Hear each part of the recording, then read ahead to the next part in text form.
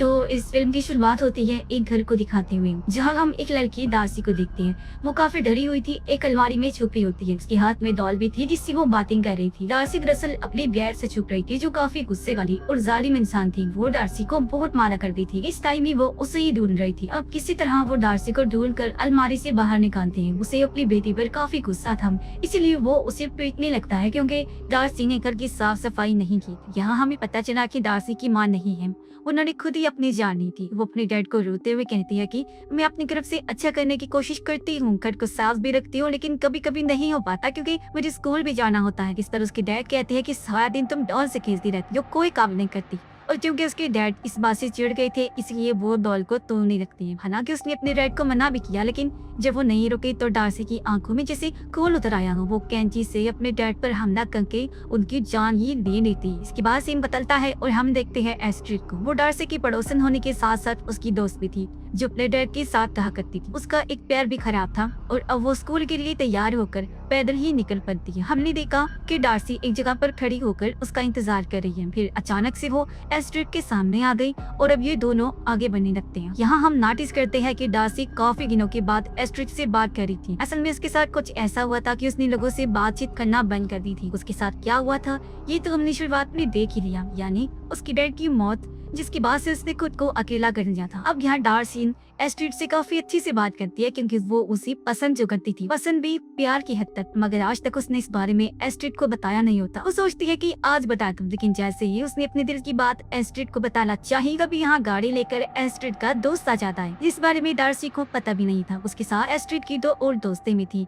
जो काफी बदतमीज थी और डार्सी को पसंद नहीं करती थी। उनमें से एक जो डार्सी से काफी जेलस थी, उसे देखकर मुंह बनाने लगती है। अब एस्ट्रिड का मेल फ्रेंड उसे भी अपने साथ चलने के लिए कहता है, लेकिन वो ये कहकर मना कर देती है कि नहीं, तुम लोग जाओ, मैं डार्सी के साथ जा रही हूँ। और यहाँ डार्सी उसे ये कह देती है कि इट्स ओके, कोई बात नहीं, तुम चली जाओ, खुद आ जाऊंगी। हालांकि वो ऐसा चाहती तो नहीं थी, मगर उसने कह दिया और अब डार्सी भी उन लोगों के साथ चली जाती है। जिसके बाद वो जाती है एक थेरेपिस्ट डॉक्टर के पास, क्योंकि उसके दिमाग का इलाज चल रहा था। वो अक्सर टेंशन लेने से डिप्रेशन में चली जाती थी, इसीलिए ही वो थेरेपी ले रही थी। यहाँ उसके डॉक्टर अपना सेशन शुरू करती है। तो डार्सी उसे बताती है कि मेरे डैड ने पीना छोड़ दिया है। हम जानते हैं कि वो झूठ बोल रही है क्योंकि अभी तक किसी को ये नहीं पता कि उसने अपने ही डैड को मार दिया है। सेशन आगे बढ़ा, जहाँ डार्सी डॉक्टर को बता देती है कि आखिरकार मैंने फैसला कर लिया है कि मैं अपने दिल की बात एस्ट्रिड को बता दूंगी। ये सुनकर डॉक्टर ने उससे पूछा, क्या जैसा तुम उसके लिए महसूस करती हो वो भी तुम्हारे लिए ऐसे जज्बात रखती है? इस पर डार्सी कहती है, उसका तो एक मेल फ्रेंड है, लेकिन खैर जो भी है, मुझे इस बात से कोई फर्क नहीं पड़ता। अब ये सुनकर उसकी डॉक्टर थोड़ी परेशान हो जाती है क्योंकि उसे डार्सी की हालत का पता था कि वो कंट्रोल से बाहर हो जाती है। साथ ही उसकी दिमागी हालत भी खास ठीक नहीं है, ऐसा वो अपनी हरकतों से साबित भी करे। इसलिए डॉक्टर उससे पूछती है कि अच्छा, अगर एस्ट्रिड ने मना कर दिया तो क्या होगा, या तुम्हें फर्क पड़ेगा? डार्सी ने कहा, हाँ बिल्कुल मुझे फर्क पड़ेगा, इतना कि मैं तो पागल भी हो सकती हूँ। इसके बाद हम एस्ट्रिड और उसके दोस्तों को उसी के घर में देखते हैं। पता चला कि कुछ दिनों में एस्ट्रिड की बर्थडे है। अब एस्ट्रिड की एक दोस्त डार्सी के बारे में उल्टा सीधा बोलने लगी। वो एस्ट्रिड को चिढ़ाने के लिए उसे भी कहती है कि तुम तो उसकी सबसे पुरानी दोस्त हो ना। इस पर उसने कहा, जी नहीं, मैं उसकी दूसरी पुरानी दोस्त हूँ, पहले कोई और है। इस पर उसकी दोनों दोस्तें एकदम से बोलेंगे, जो भी है, लेकिन हमें तो डार्सी जरा पसंद नहीं। तभी यहाँ इनके मेल फ्रेंड भी आ जाते हैं। उधर डार्सी एस्ट्रिड के घर ही जाने की तैयारी कर रही थी क्योंकि इसे भी एस्ट्रिड ने घर आने की दावत दे दी थी। इससे वो काफी खुश थी और एस्ट्रिड के लिए बर्थडे गिफ्ट तैयार कर रही थी, जो एक डॉल होती है। और ये डार्सी के बचपन की वही डॉल है जिसे हमने शुरुआत में देखा था। अब डार्सी डॉल को कहती है कि तुम हमेशा एस्ट्रिड का ध्यान रखना, और अब वो उसके घर चली जाती है।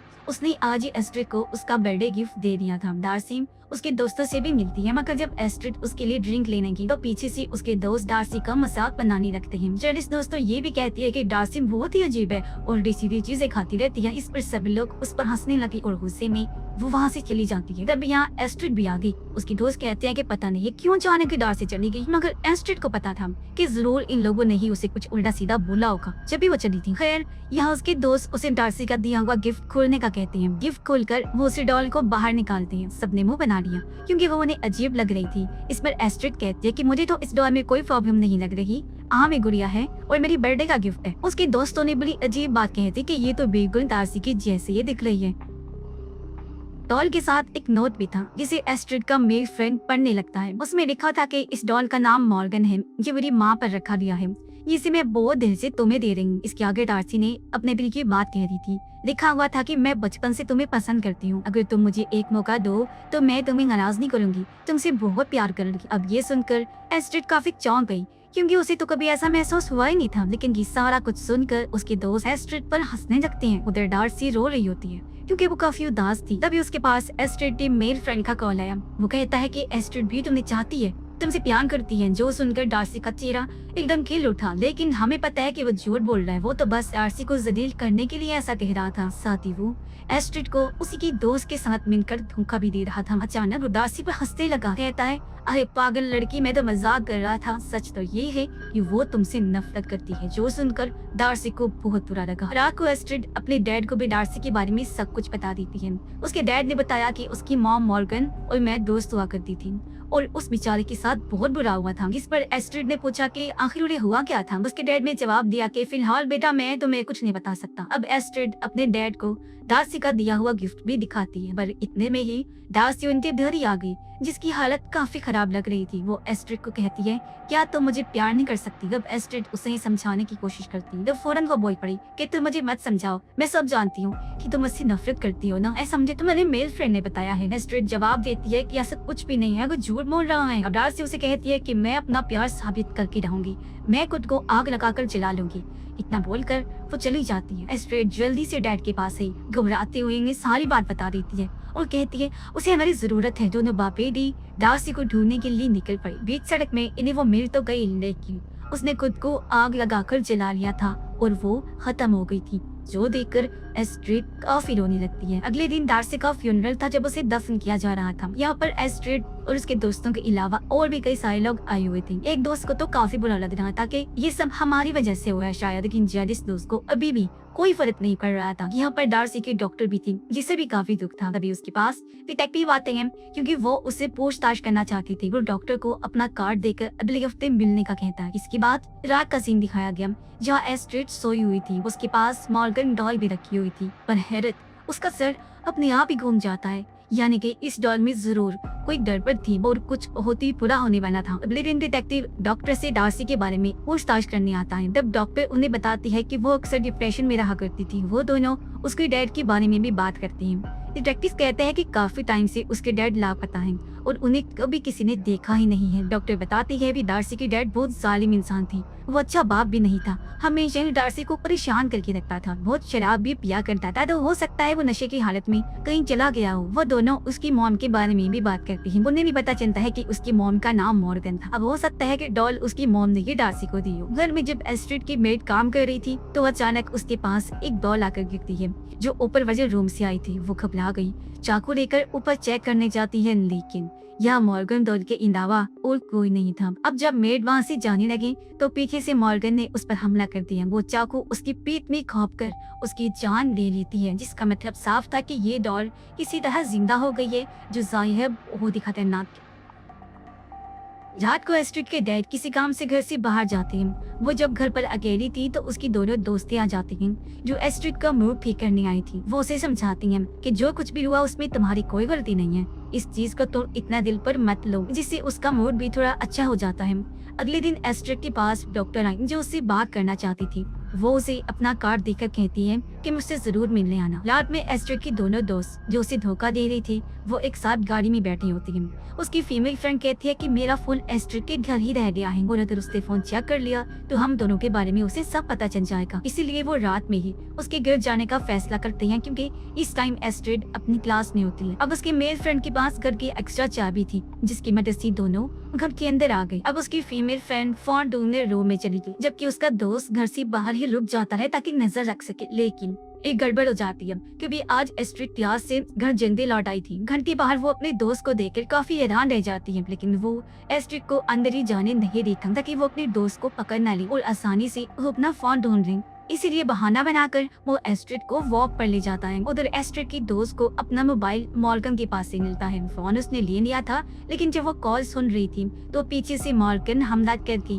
उसकी गर्दन पर कट लगा देती है, जिससे तेजी से उसका खून बहने लगा। वो मॉर्गन को देखकर बाथरूम में चली गई। छुपने के लिए बाथ-टब में लेट जाती है। क्योंकि उसकी हालत काफी खराब थी इसलिए वो बाथ-टब से बाहर नहीं निकल पाती और तभी उसके पास मॉर्गन ये खूनी डॉल आकर पानी से बाथ-टब को भर देती है, जिसमें डूबकर एस्ट्रिड की दोस्त की मौत हो जाती है। अब एस्ट्रिड का मेन फ्रेंड अपनी गाड़ी में ही रुककर मरी हुई दोस्त का इंतजार करता है, मगर काफी देर तक जब वो नहीं आती तो ये उसे मैसेज करता है, जिसका जवाब भी आता है, जो जाहिर है मॉर्गन डॉल ने ये किया था। और तभी हम उसकी गाड़ी के शीशे में मॉर्गन की परछाई को भी देख पाते हैं। अब वो दिन आ जाता है जब एस्ट्रिड का बर्थडे था। सभी दोस्त उसके घर पर आते हैं, लेकिन वो घर पर नहीं थी और क्योंकि ये उसे सरप्राइज देना चाहते थे इसलिए तैयारी करने लगते हैं। अब इन्हें नहीं पता था कि इनकी एक दोस्त मर गई है, इसलिए एस्ट्रिड की दूसरी दोस्त उसे मैसेज करती है, जिसका रिप्लाई भी मॉर्गन डॉल करती है। लेकिन ये लोग इस बात से अनजान थे कि यहाँ एक खूनी डॉल है जो जिंदा है। एस्ट्रिड डार्सी के डॉक्टर से मिलने गई हुई थी। वो डॉक्टर को बताती है कि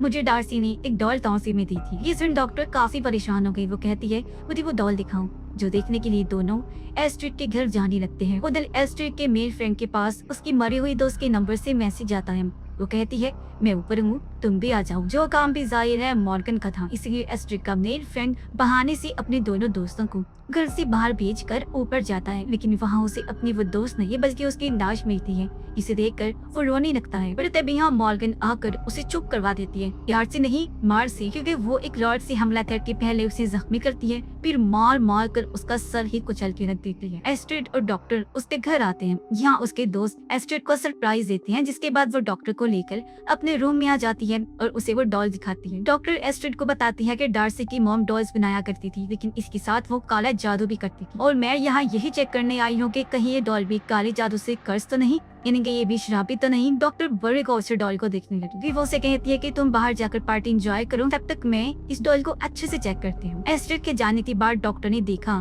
फिर डॉल के सर पर इंसानी बाल हैं, जिससे वो काफी घबरा गई, क्योंकि उसके बाद कंफर्म हो गई थी कि सच में इस डॉल पर भी काला जादू किया गया है, और चेक करने पर उसे एक इंसानी दांत भी मिलता है। तब टेंशन में आकर वो जल्दी से पुलिस को कॉल कर देती है। फिर डॉक्टर बाहर आ गई एस्ट्रिड को सब कुछ बताने के लिए, लेकिन जब वो रूम में वापस आती है तो डॉल वहाँ से गायब हो चुकी थी। इसीलिए डॉक्टर डॉल को ढूंढने लगी, पर अचानक सामने से आकर डॉल डॉक्टर का गला जोर से पकड़ लेती है और उसने डॉक्टर को बेहोश कर दिया।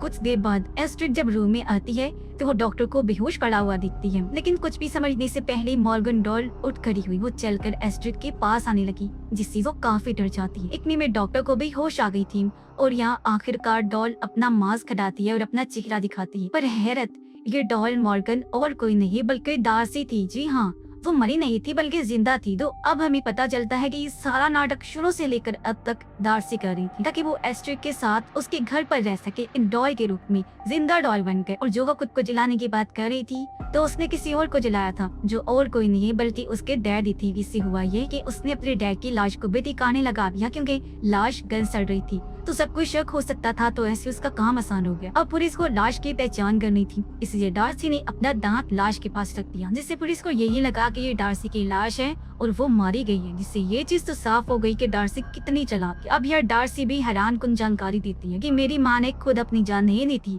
बल्कि उन्हें डैड ने मारा था, और मैंने भी अपनी जिंदगी के कुछ बुरे लोगों को मार दिया है, जैसे कि तुम्हारी मेड और तुम्हारे दोनों दोस्त जो तुम्हें धोखा दे रही थी। वही बात सुनकर एस्ट्रिड को काफी बुरा लगा, लेकिन डार्सी कहती है कि मैं तुमसे प्यार करती हूँ ना, तो ये सब मैंने तुम्हारे लिए ही किया है, इसलिए अब तुम भी मुझे अपना लो। लेकिन एस्ट्रिड जो पूरी तरह घबराई हुई थी, कुछ भी बोलने की हालत में नहीं थी। अब डार्सी एस्ट्रिड को कहती है कि तुम अपने घर से सभी लोगों को किसी बहाने से भेज दो, लेकिन अगर तुम ऐसा नहीं करोगी तो मैं डॉक्टर को मार डालूंगी। इस पर एस्ट्रिड ने ऐसा ही किया, वो सभी लोगों को वहाँ से भेज देती है। इसके बाद जब वो रूम में वापस आई तो उसे अपने डैड की आवाज आती है, जो घर वापस आ गई थी। अब इससे पहले एस्ट्रिड अपने डैड को मदद के लिए आवाज लगाती, तभी डार्सी उसका मुंह बंद कर देती है और कहती है कि तुम्हें भी तुम्हारे डैड की कोई जरूरत नहीं है। इस पर एस्ट्रिड ने कहा कि मेरे डैड ही मेरे सब कुछ है। ये सुन डार्सी को गुस्सा आ गया और वो एस्ट्रिड को बेहोश कर देती है, क्योंकि अब उसका इरादा था एस्ट्रिड के डैड को खत्म करना। इसीलिए वो चाकू लेकर सीधा उनके पास जाती है, उनके गले पर छोटा सा कट लगा देती है, जिससे वो खत्म होने लगते हैं। कुछ ही देर में डिटेक्टिव भी यहाँ पहुँच गया था,